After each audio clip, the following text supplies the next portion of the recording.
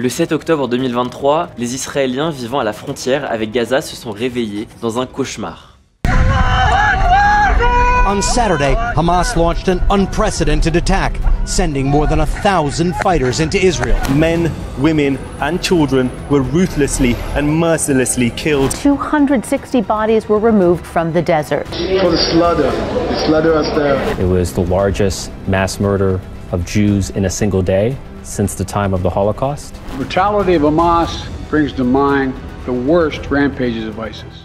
Habituellement, les tirs de roquettes provenant de l'enclave palestinienne ne surprennent plus les habitants du sud d'Israël. Mais cette fois, ce n'était pas une attaque classique. Les sirènes étaient accompagnées par un crépitement constant de tirs d'armes automatiques. Au début, certains ont peut-être pensé qu'un terroriste isolé avait franchi la barrière de sécurité. Ce genre d'attaque, dite loup solitaire, où un assaillant de Cisjordanie infiltre Israël pour faire un maximum de victimes avant d'être neutralisé, n'est pas rare. Mais là, c'était autre chose. Quand certains habitants ont entendu frapper à leur porte, ils ont cru que c'était l'armée ou la police venue annoncer la fin de la menace. Mais cette menace était déjà là. Des hommes lourdement armés entraient dans les maisons avec des lance-roquettes et des fusils automatiques. Et ce n'était pas une attaque isolée. Le Hamas venait d'envahir Israël. La première incursion d'une telle ampleur depuis 50 ans. Pendant les 12 heures qui ont suivi, les terroristes du Hamas ont parcouru les villages, assassinant des civils chez eux et emmenant des otages à Gaza. Alors qui se cache derrière cette attaque, la plus meurtrière de l'histoire d'Israël? Qu'est-ce que le Hamas?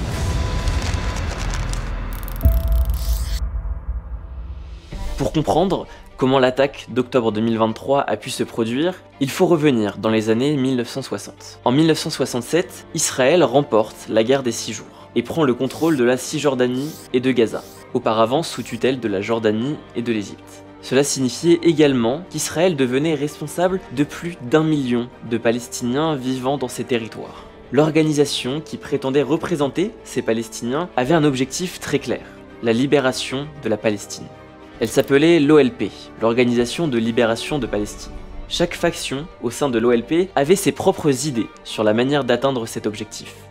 Et la plupart de ces idées impliquaient des actes de terrorisme. The gunmen shot dead 2 Israelis and are now holding 20 athletes and 6 officials as hostages. 18 coffins draped with the Israeli flag were driven slowly through the weeping crowd to be carried to the graves. More than 100 hostages from pro-Palestinian hijackers at Entebbe Airport in Uganda. Comme on peut l'imaginer, l'OLP était l'ennemi numéro 1 d'Israël. Dans le même temps, les services de sécurité israéliens surveillaient un prédicateur musulman nommé Ahmed Yassin, qui gagnait en popularité à Gaza.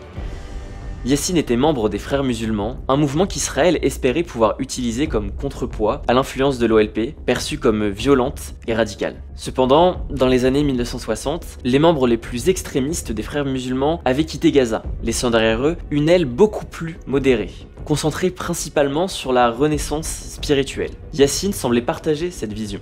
Il passait son temps à construire des écoles, des mosquées et des cliniques. Israël, occupé à réprimer l'OLP, laissait Yassin développer son réseau. Mais tout a changé en 1979. A tearful Shah of Iran left his country today on a vacation from which he may never return. Le gouvernement séculier et pro-occidental d'Iran, jusque-là allié d'Israël, est tombé aux mains d'un mouvement islamiste radical. La révolution islamique a résonné dans tout le monde musulman, et particulièrement chez Ahmed Yassin. À Gaza, les imams sont devenus de plus en plus radicaux, prêchant la lutte armée au nom de l'islam.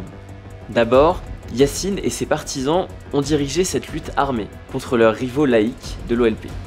Mais en coulisses, Yassin se préparait à attaquer une cible bien plus grande, Israël. Il a saisi l'opportunité à la fin des années 80. À ce moment-là, Israël contrôlait la Cisjordanie et Gaza depuis 20 ans. This is our land. They take the land by force. Beaucoup de Palestiniens ressentaient une profonde frustration face à leur dépendance économique envers Israël. Ils étaient outrés par la construction de colonies israéliennes sur des terres qu'ils considéraient comme les leurs.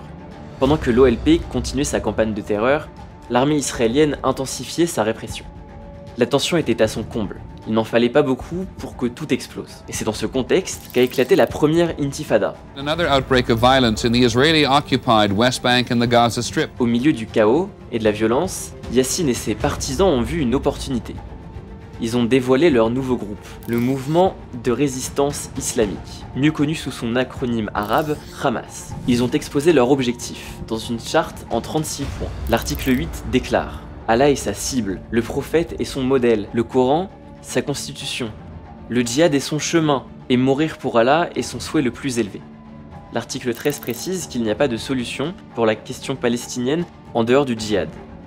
Et l'article 32 affirme « Le plan sioniste est illimité. Après la Palestine, les sionistes aspirent à s'étendre du Nil à l'Euphrate. Une fois la région digérée, ils aspireront à d'autres expansions, et ainsi de suite. Leur plan est incarné dans les protocoles des sages de Sion. Et leur conduite actuelle est la meilleure preuve de ce que nous disons. Oui, tu as bien entendu. La charte de 1988 du Hamas cite littéralement la théorie antisémite la plus célèbre au monde, comme une preuve de leur légitimité.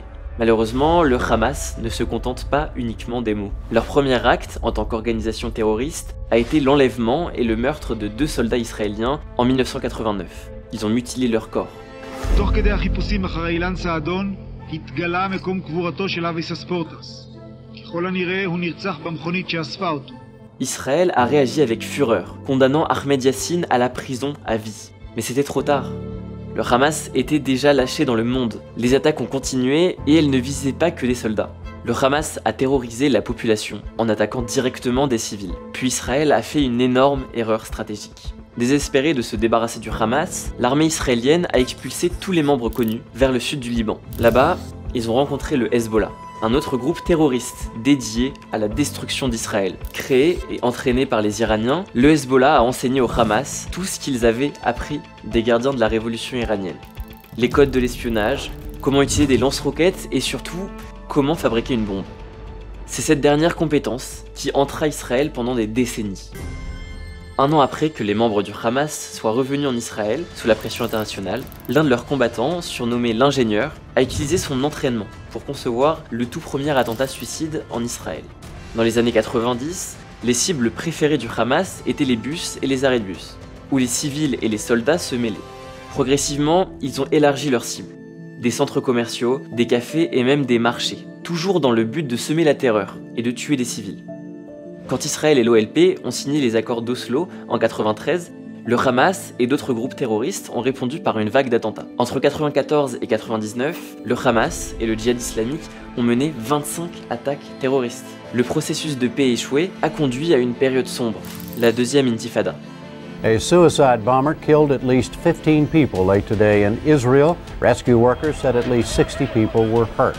Tonight's explosion rocked a hotel just as guests were beginning the ritual meal that begins the Passover holiday. Pendant 5 ans, Israël a subi des attaques terroristes quasi quotidiennes, dont beaucoup étaient des attentats suicides. Le Hamas était responsable de 40% de ces attaques. Les autres provenaient de groupes comme le djihad islamique palestinien ou la brigade des martyrs d'Al-Aqsa, la branche armée du Fatah. En 2002, Israël, excédé, a commencé à construire une barrière de séparation entre ses territoires et ceux des Palestiniens. En 2005, le Premier ministre Ariel Sharon a pris la décision controversée d'évacuer toutes les colonies israéliennes de Gaza. En août 2005, il n'en restait plus une seule. Pendant ce temps, le Hamas gagnait du terrain auprès des Palestiniens. En 2006, lors des élections palestiniennes, le Hamas a surpris tout le monde en remportant la majorité. Après un conflit interne violent avec le Fatah, le Hamas a pris le contrôle total de Gaza en 2007 et n'a plus jamais organisé d'élections depuis. Depuis, les fonds que le Hamas reçoit de divers soutiens, notamment de l'Iran, servent principalement à acheter des armes et à creuser des tunnels pour attaquer Israël. En réponse, Israël et l'Égypte ont imposé un blocus à Gaza. Ce blocus limite les déplacements des Palestiniens et le commerce. Malgré ça, le Hamas trouve des moyens de faire passer des armes et d'autres ressources via un réseau dense de tunnels. Mais le Hamas a aussi perdu la confiance de beaucoup de Palestiniens. Ses dirigeants, vivant souvent dans le luxe à l'étranger, ont laissé les habitants de Gaza souffrir de pauvreté et d'un taux de chômage de 50%. Quand les voix s'élèvent pour critiquer le régime autoritaire, le Hamas les réduit au silence. Il persécute les journalistes, la minorité chrétienne et toute forme d'opposition. Gaza, sous le contrôle du Hamas, est une prison à ciel ouvert où il n'existe ni liberté de la presse, ni liberté de parole, ni liberté religieuse. L'attaque du 7 octobre 2023 a tout changé. Pendant des années, Israël a tenté de coexister avec le Hamas en gérant les tensions ponctuelles. Mais cette attaque a montré qu'il n'y a aucune coexistence possible avec un groupe terroriste sur sa frontière. Israël a décidé de répondre. et cette réponse s'annonce dévastatrice pour les deux camps. L'armée israélienne a averti les Palestiniens à Gaza de quitter certaines zones avant de les bombarder. Mais les options sont limitées. L'Égypte refuse de laisser entrer les réfugiés palestiniens, tandis que le Hamas pousse les habitants à rester sur place. Et comme toujours, ce sont les civils palestiniens qui en paient le prix fort.